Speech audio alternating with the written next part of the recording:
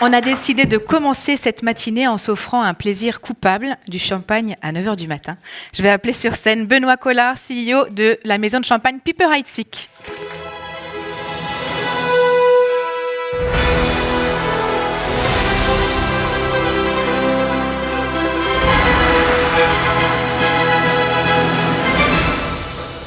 Bonjour Benoît. Bonjour. Si vous étiez un super-héros... Non, je plaisante. On a titré cette interview « Le pouvoir des bulles ». On va peut-être commencer par ça. Pour vous, le super-pouvoir du champagne aujourd'hui, si vous deviez le définir, qu'est-ce que ce serait ? Bien, dans un contexte comme celui que nous connaissons, ou dans un contexte beaucoup plus joyeux, le champagne, c'est synonyme de célébration, de fête. On n'ouvre jamais une bouteille de champagne seule. Et quand on ne sait pas pourquoi on ouvre une bouteille de champagne, une fois qu'on l'a bu, on se souvient de ce moment et on se souvient du sourire, du plaisir que l'on a eu à le consommer. Donc le pouvoir de célébrer. Pouvoir de célébration et pouvoir de mettre un sourire sur le visage de quelqu'un.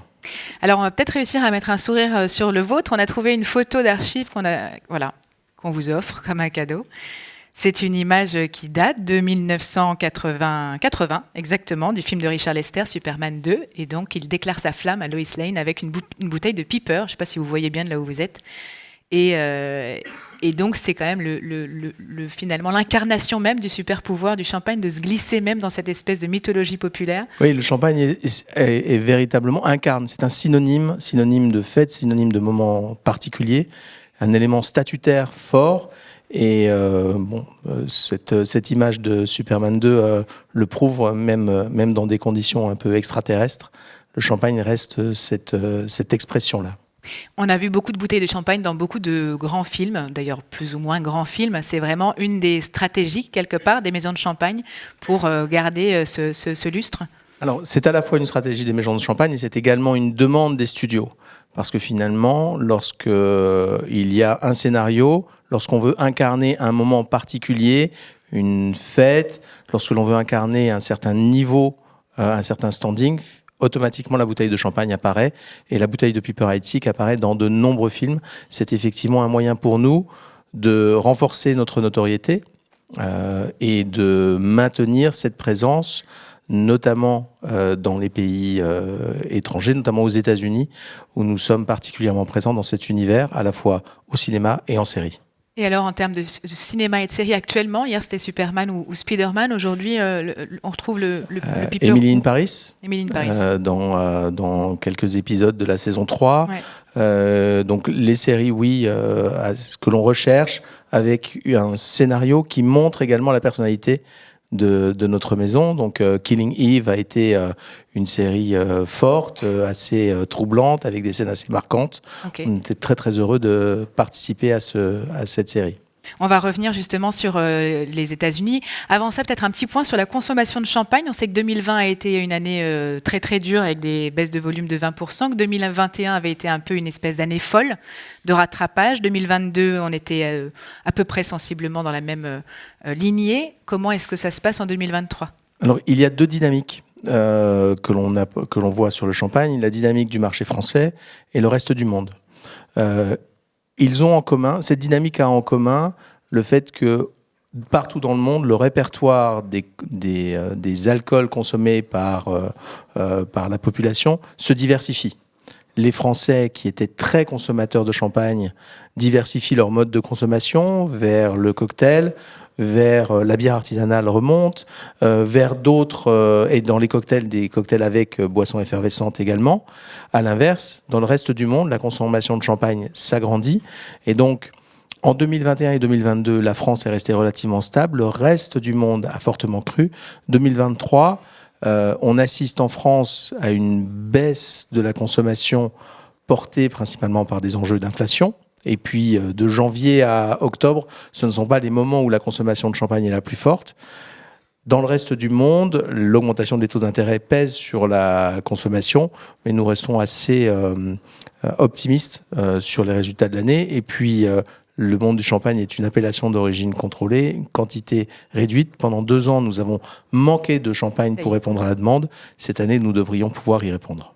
Alors, ce qu'on ne sait pas forcément, enfin moi je ne le savais pas, c'est que 80% des bouteilles de champagne sont vendues à l'export aujourd'hui, 90% chez Piper. Quels sont les pays les plus consommateurs de vos bulles? Alors, sur l'industrie du champagne, en général, on est sur à peu près 60%. 60, Mais effectivement, pour Piper Heidsieck, c'est 90% de nos ventes à l'international. Une bouteille de Piper Heidsieck sur deux parle anglais. Notre premier marché, c'est l'Australie, les États-Unis, le Royaume-Uni, la France ensuite. Et ce qui porte cette dimension est que, à l'international, les grandes marques de champagne ont à la fois cette identité représente un vin de qualité, représente un moment de célébration, et puis une garantie, une caution. La marque de champagne est quelque chose de fort, quelque chose que n'ont pas forcément d'autres régions où on parle d'appellation avant de parler des domaines. Là, sur le champagne, on a cette force qui explique probablement pourquoi les grandes maisons de champagne s'exportent fortement partout dans le monde. C'est pas du tout la même dynamique que le cognac, qui a une identité tout à fait presque schizophrénique d'un territoire à l'autre. La consommation de champagne est effectivement relativement homogène partout dans le monde. Elle est très synonyme d'apéritif, de moment apéritif. La consommation de champagne se fait également à table, en fait, et ceci partout dans le monde. Alors, vous êtes une des plus anciennes maisons de champagne françaises. Si on reprend les dates, elle a été créée en 1785, merci, par Florence Louis à Reims. C'est aussi une des plus récompensées du siècle. Et c'était la maison de champagne qui était à la table des rois au XIVe siècle. Comment est-ce qu'on se nourrit de ce patrimoine aujourd'hui pour quelque part construire l'histoire de demain sans s'enfermer peut-être dans cette image qui pourrait aussi devenir un jour poussiéreuse, on ne sait jamais. Lorsqu'on est né en 1785 et qu'on existe encore, ça signifie avant tout qu'on se sent de plus en plus jeune chaque jour et qu'on a un besoin d'évolution. On ne peut pas rester présent sur un marché et se développer sans évoluer, sans progresser, sans se remettre en cause. Et cette maison, Piper Heidsieck, a su le faire depuis 1785 dans tous les domaines. J'ai souvent l'habitude de parler d'enfant terrible de la Champagne lorsque je parle de Piper Heidsieck, parce que effectivement, première maison de champagne fondée par un Allemand, tombé amoureux d'une petite champenoise, Agathe. Il avait 23 ans, elle 18, et puis il décide de s'installer là. Il était marchand de draps au départ, passionné par le vin. Il se lance dans cette aventure en ayant la vision une vision entrepreneuriale, business, qu'il a su insuffler sur l'industrie du champagne. Il a été suivi par d'autres Allemands, les Roederer, les Bollinger, les Tettinger, les Deutz, les Mumm, les Krug. Mais tous ceux-ci sont venus portés par cet état d'esprit qu'il avait su insuffler. Cette notion d'enfant terrible, ça veut dire aussi remettre en cause certaines conventions. Dans les années 70, arrive la capacité à tourner les bouteilles, à remuer les bouteilles de manière automatique, les gyropalettes, pour à la fois stabiliser le process et puis enlever une difficulté physique. Les remueurs, c'était plusieurs dizaines de milliers de bouteilles par jour à remuer. Oui. Donc quand on finissait sa carrière, après avoir travaillé toute sa vie dans des caves à 90% d'humidité et 12 degrés, c'était pas évident. Et là, première maison de champagne à l'installer, Piper Heidsieck. Première maison de champagne à investir dans Vitibot, une start-up champenoise pour favoriser le travail de la vigne en viticulture durable par les petits vignerons qui n'ont pas forcément les capacités en termes de temps à faire cela. Piper Heidsieck avec des robots autonomes, des robots enjôleurs autonomes qui sont dans les vignes. Eh bien, cette dynamique-là, elle se fait aussi avec Christian Louboutin, avec Jean-Paul Gaultier dans les années 90, première maison à s'associer avec un designer. Et ça se fait en lançant, alors que tout le monde parle de blanc, et qu'on en a un, de surprendre les gens avec un blanc de noir. Et du coup, en 2023, comment est-ce qu'on surprend les gens ou comment est-ce qu'on reste un peu fidèle à cet ADN d'enfant terrible ? Alors, cet état d'esprit, il est porté avant tout par la vision que le champagne peut être meilleur d'année en année, et peut-être meilleur pour soi, mais également meilleur pour la planète. Et un des enjeux que l'on a en tant que maison de champagne, c'est que notre impact, il n'est pas simplement agricole, il est dans la société. Parce qu'effectivement, le champagne est synonyme d'un certain art de vivre, d'un certain état d'esprit. Et c'est la raison pour laquelle nous avons pris la décision en 2020, en pleine pandémie, de lancer le chantier de la certification Bicorp. Et nous sommes devenus en 2022 la première maison de champagne certifiée B Corp, qui symbolise à la fois l'impact, le travail que l'on fait sur l'impact environnemental que l'on peut avoir dans nos vignes. Mais les maisons de champagne, elles représentent 80% des ventes, elles n'ont que 20% du vignoble. Donc notre travail, c'est un travail de communauté.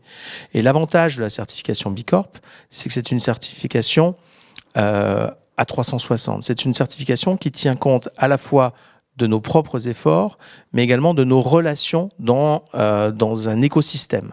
Donc les relations avec nos partenaires vignerons, le fait que nous engagions à ce que 100% de nos partenaires soient certifiés ou engagés dans une viticulture durable, Ouais. à horizon 2025, c'est important. Mais ça intègre aussi le bilan carbone. Une bouteille de champagne, son bilan carbone, c'est également lié à un process de fabrication, à des bouteilles, à un mode de transport. Donc, investir dans Team for the Planet pour soutenir des initiatives comme celle d'Yves Parlier pour développer des kitesurf géants qui réduisent l'empreinte carbone des porte-containers, s'engager à ce que la moitié de nos transports sur l'océan Atlantique Nord passe à horizon 2030 en cargo voilier, travailler sur les énergies, l'utilisation d'énergie, la suppression des énergies fossiles dans notre propre site, et puis le fait de passer en électricité verte, Ouais. eh bien ça fait partie de nos engagements. Mais ça intègre aussi des éléments beaucoup plus forts d'inclusion, de diversité, de travail sur nos propres ressources humaines, mais également de réfléchir à comment est-ce qu'on soutient nos communautés à travers le monde, notre propre communauté à Reims, et également les communautés de nos consommateurs. Alors on sait que B Corp, c'est quand même un chemin qui est particulièrement exigeant, enfin un label exigeant. D'ailleurs, vous êtes réaudité régulièrement et pour arriver à être labellisé, c'est souvent aussi au prix d'une grande transformation. Qu'est-ce qui a été le chantier peut-être ou le point qui a cristallisé le plus d'efforts, qui a été le plus compliqué pour vous à gérer ? Alors, lorsque on a souvent la question de partenaires qui nous disent, parce qu'on souhaite vraiment que l'industrie du champagne en général nous suivent, deviennent certifiés, que nos partenaires de distribution à travers le monde le soient.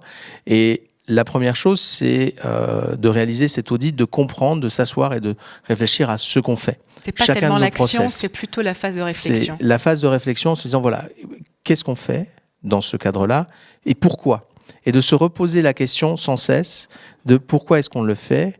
Est-ce que vraiment c'est nécessaire ? Comment on pourrait le faire mieux ? Et ça nous a permis véritablement de nous challenger sur tous ces aspects et finalement d'être économiquement, écologiquement et beaucoup plus résilient. D'autant que c'était avant la crise énergétique qu'on a connue et ça vous a permis sans doute de la traverser avec moins de heurts que d'autres. Sur les coûts énergétiques, effectivement, le fait d'avoir engagé cette certification B Corp nous a amené à négocier des contrats pluriannuels dans notre consommation électrique sur de l'énergie verte qui se sont mis en place avec un tarif contrôlé au moment où les prix de l'électricité explosaient. On est rattrapé maintenant, comme tout le monde, mais en tout cas, on a eu cette capacité à intégrer des prix plus réduits et allant dans le bon sens. Est-ce que vous êtes optimiste aujourd'hui quant à la capacité du champagne à continuer à faire rêver les 10 prochaines générations ?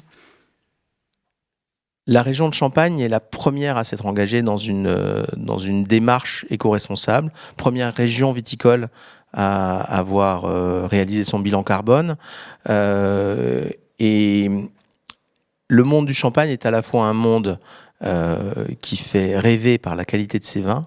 Même les plus jeunes ? Les plus jeunes aussi, mais il y a un véritable enjeu de recrutement.